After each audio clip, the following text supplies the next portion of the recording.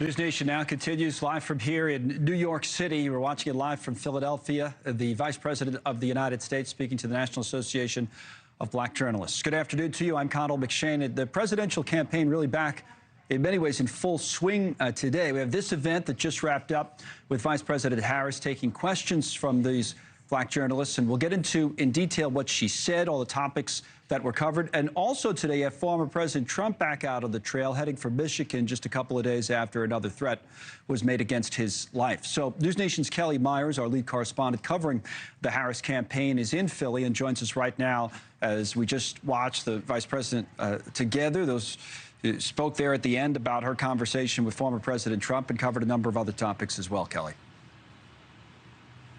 Yeah, and that's something that we just learned actually moments before she went on stage from a White House official, that she did in fact call former President Trump.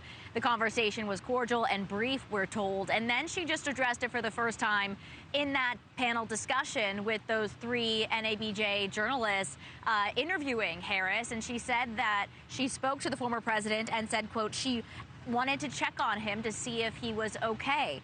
But then she went into talking about how she does feel safe with her Secret Service protection. They asked if she felt safe.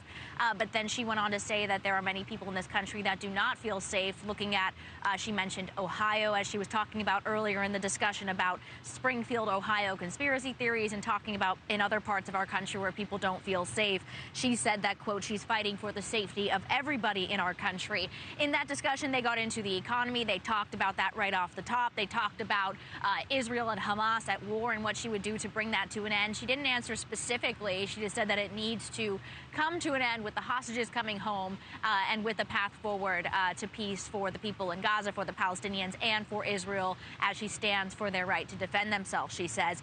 So they got into a lot of different topics there, as well as child care, house affordability, and things like that. So many of the things that she's been discussing as we've been following her on the campaign trail. And this is an interview that former President Trump did earlier with the National Association of Black Journalists, and now Harris did today at the studio here in Philadelphia behind me. And it was just 1 week ago, Connell, at the other building behind me, the National Constitution Center, where she went face-to-face with former President Trump. And now it's full circle as she called him today following that apparent assassination attempt on former President Trump. So a lot has changed in this week as they are now still back on the campaign trail, as she is here today, and courting both black voters and younger voters as they go now 7 weeks until Election Day. Connell. Yeah, we're going to get into some of those numbers, especially in Pennsylvania. Thank you, Kelly, live in Philadelphia as we continue.